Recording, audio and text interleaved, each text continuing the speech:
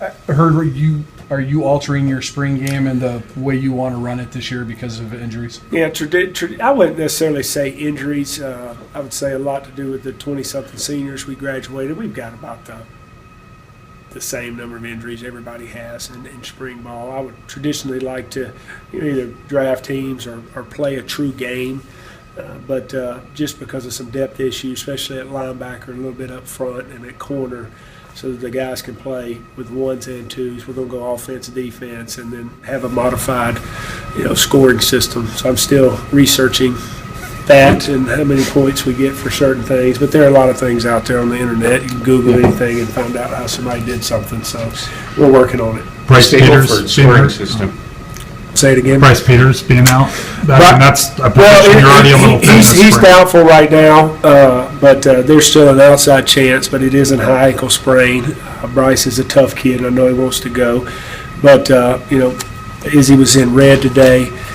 Izzy was actually cleared, but we kept him in red. And whether we cleared for the game or not, he will scrimmage, and we'll put him in red. And I think we'll put him in orange, but we'll just tag off on him. So Elroy will go as well. I know you've probably seen other spring games where guys have them out there in a different color jersey, just so we can practice. And those guys need reps. How much are you expecting out of this veteran-laden offensive line, and what do you see of this? Well, I've seen improvement. I would have to say the first part of spring, a little bit disappointed of how we started up front. But Coach Friend has done what line coaches do, and that's not relent and not let up, and driving them, and probably drove them harder today than he did all spring. And I've seen improvement from every practice and every scrimmage, and that's what we got to continue to do. Just because four guys are starting, or four returning starters are coming back, doesn't mean that automatically we're going to line up and be able to be dominant. There's a lot of work to do. Guys have got to improve from where we were last year. We're 7-6.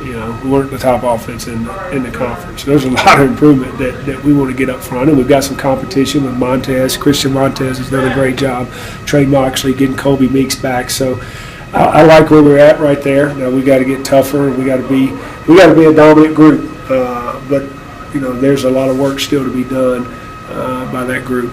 As Kevin Davis moves around, where do you expect? What are you trying to see there, and what do you expect out of it? Well, we're thin at linebacker with Deontay Cloudman's injury right now. We still don't know what's going to happen with his when he's going to be cleared.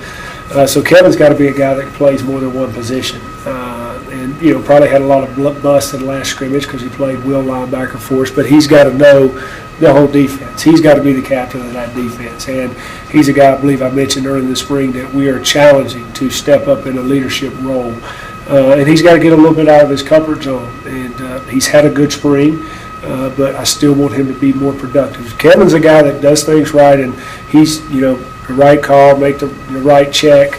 But I want him to be more productive, and we got to make plays at the linebacker position. But he's more physical than he was last year. He's been at every practice, hadn't missed anything. So I think he'll continue to get better. Josh Watson was another. Josh and Xavier were the guys that you talked to. You really wanted to see more consistency out of them. Are you a believer yet, or you still need to see some more? No, Josh Watson, I would say, has been more consistent since we called him out a couple times in a meeting. The thing about Josh, he doesn't do everything right, but Josh runs the ball, he plays hard, and he's productive. Mm-hmm. He makes tackles. When you look at who's making tackles, Josh makes tackles. And Josh has that has some leadership qualities. He doesn't mind calling people out. He doesn't mind setting the standard for the players. Sometimes players look around and want the coaches to set them all the time. Josh doesn't mind, first living up that standard himself and then setting it for his players. So I think he's going to be a good player for us. Xavier's still got to be more consistent in everything he does. He's up and down, and that's, been like his career here. Make a play and then kind of disappears. But there's potential there. There's talent there, and that's our job as coaches to continue to push and continue to challenge him every single day to live up to his potential.